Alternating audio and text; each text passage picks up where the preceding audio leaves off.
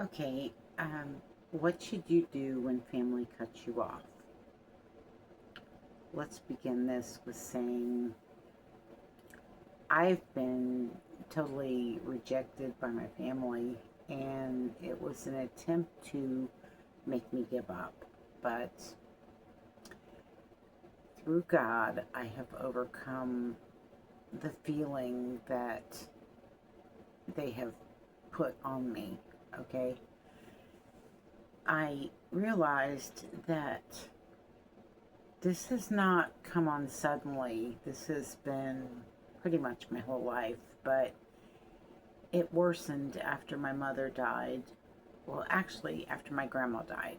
And then when my mother died, it was complete cut off. They no longer wanted me in their life. They no longer included me in holidays. Um, and there's a reason for that. There were things done behind the scenes that they aren't aware that I know about. I once was accused of something I didn't do, and I lived in these subsidized apartments, and my sister had some mail or some money stolen from her bank. And it came back that it was the apartment complex that I lived in, which made her believe that it was me that did it. But in fact, it was a neighbor that did it, and they took money out of her account. But she accused me of it, and it was not me. And so she she did a lot of weird things, like when I lived in this apartment and it was my son's birthday, she brought him a cake. But wait, um, I made a cake. So, like, did you think I couldn't afford a cake? Or why would you bring a cake when I'm his mom, right? So, that was weird. And then she had this boyfriend that worked at this gas station. And twice I took my car there for repairs, and instead of repairing it, he was making the problem worse. So I was forced to take cabs to and from my job, where it cost me my whole paycheck just to get to work, right?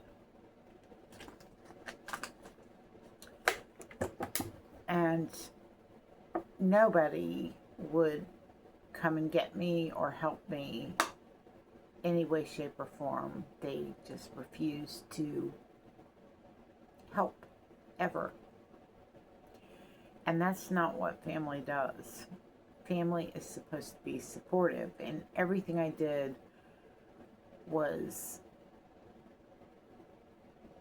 I was kicked down for. Like, I was in nursing school and they laughed about that, and I was in real estate school and they laughed about that, instead of encouraging me and saying, "Oh, that's so good that you're in college and you're doing such a great job." They didn't say none of that.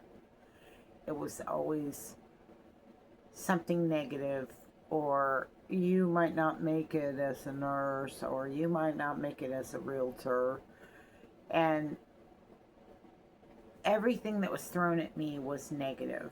And it's taken me many years to put this little shit show together.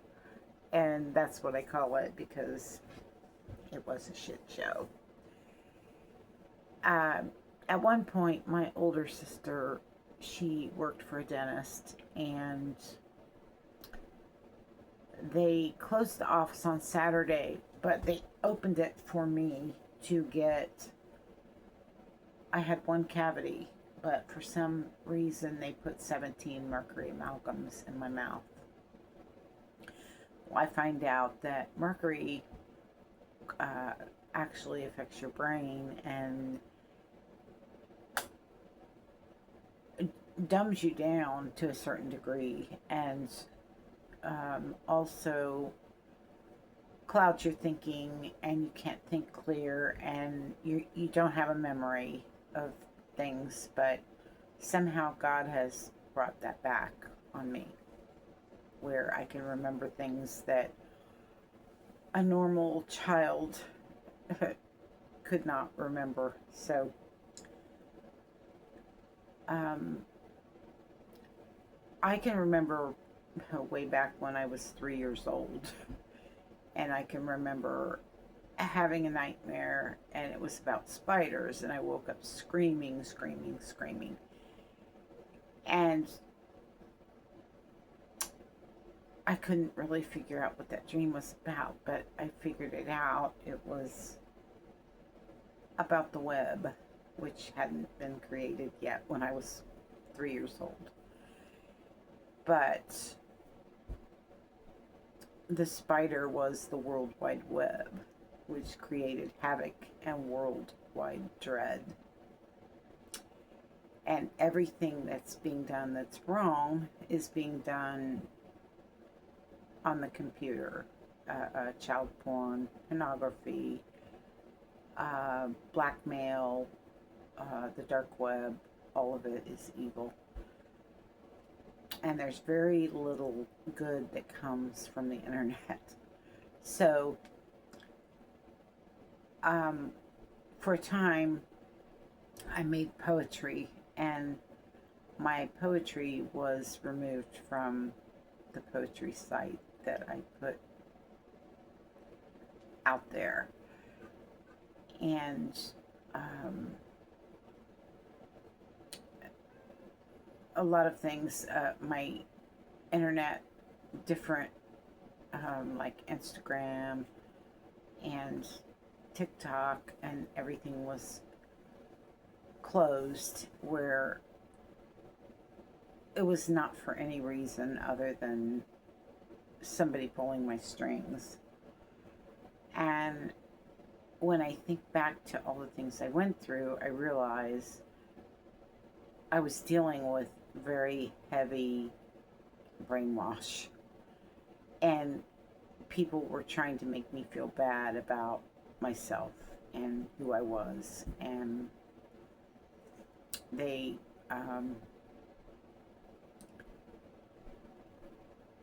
probably for a time when my oldest son was little, I had a drinking problem, but I overcame that. And with my second son, I was totally different on how I dealt with things, because I had a clear mind and the ability to think and reason. But after I got the fillings, the mercury fillings, which affected my brain, I was a little wild child, and that was because of the mercury.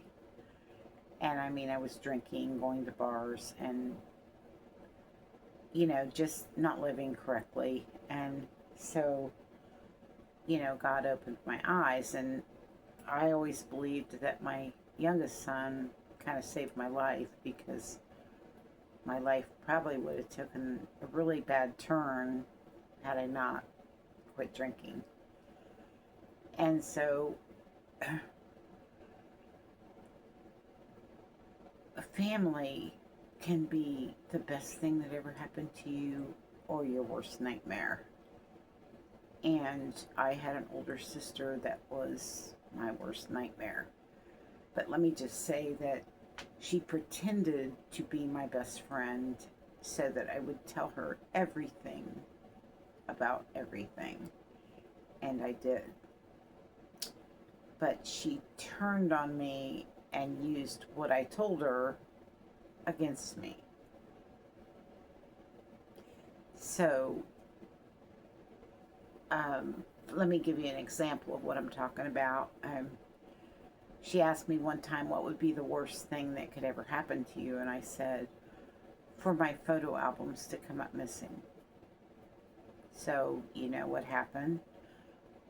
All my photo albums from 50 years prior,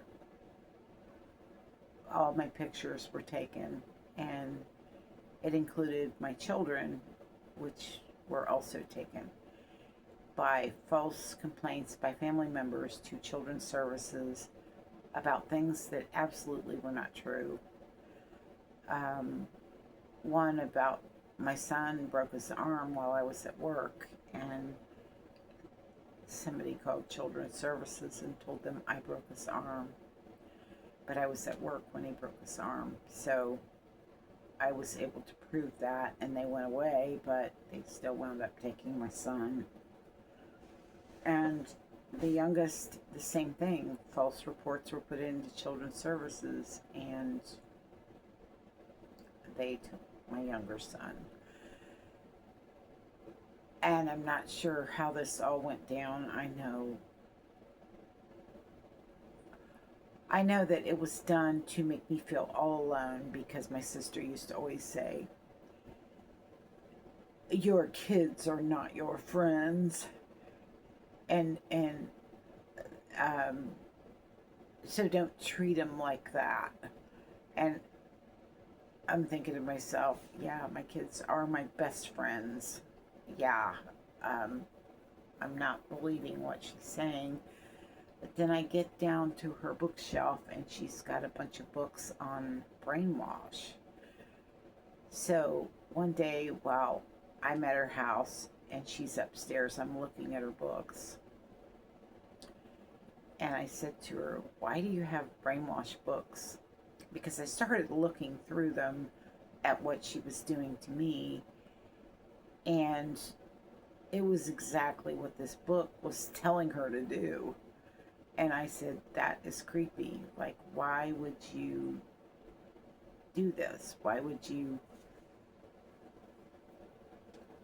terrorize your own family member by getting to know all their personal things and then using those personal things against them, or making you feel good one day and then making you feel like crap the next. I mean, this was done all throughout my life, and it was a big part of my life, like the first 30 years. And so over half my life it was done, where I had to release my family after my father died, because I told my dad, I said, they're going to cheat me in the will, Dad. You should have let me be the executor. And that's exactly what happened. And it's still happening. So, while they've had this wonderful, glorious life in their huge, big mansions, I live in a 300 square foot apartment that I can barely afford. And when I called and asked for, I got approved for a house, and I called and asked for part of my money for a down payment, they told me no. And another time I was in my car living, freezing to death, because there was mold and no hot water at my apartment. So I left and stayed in my car. And I had called my one sister and told her, I think I have frostbite on my feet. I'm freezing to death. I've been in my car for like 3 weeks, and I want to know if I can get my money early so I can get an apartment. And they told me no. And that was the proof I needed. That was when I really decided they're not for me. They haven't been for me my whole life. They haven't ever encouraged me or tried to make me feel good, sending me birthday money and Christmas money. But this year I didn't even give them my address because I didn't want their money. Don't cheat me in a will and then try to give me a crumb. No, that's not how this works. So, several bouts with homelessness, not because I'm mentally ill, as they say, but because other people were making it impossible for me to live. At one point, I was denied jobs, I was denied credit, I was denied a car when I had an insurance claim and my car flooded. Everything they did was a means to end me. 3 car wrecks that were not my fault, 3 totaled cars, and it seems they went back and removed the evidence because there doesn't seem to be any evidence, and they stole all my documents and then they brought them back, like to say, see, you're crazy, you lost them. No, I didn't lose them. You broke the lock on my filing cabinet and got my personal papers and then retrieved a license with your picture on it in my name. So yeah, I'm not as stupid as y'all thought. I kind of put 2 and 2 together because everything's been shown to me, exactly what happened and when and why, and at this point I don't have any questions. Everything fits. So yeah, I don't claim to know everything, but I do claim to know the truth, and only through prayer and God was I shown everything from my past that I went through and why, including 5 criminals that were sent to me by my sister who had prison pen pals. And she wasn't that smart. This had to be like, my niece worked for a psychiatrist, and I believe that this man instructed them to do the things they were doing in order to make me crack, but none of it worked. And what they were hoping for, they didn't get, and they're not going to get, because my mind is fixed on the truth, and the truth shall set you free, as they always said to me. So, yeah, there's that. So, if you have a problem with your family, just remember the Bible does state that your worst enemies will be in your own family. And God has showed me how that happened and how it happened to come about, and all the things that were done to me that I had totally forgot. But He revived my memory that was destroyed by Mercury, and I have put it all together. And with that, I will close, and God bless, and good day to everyone. Bye.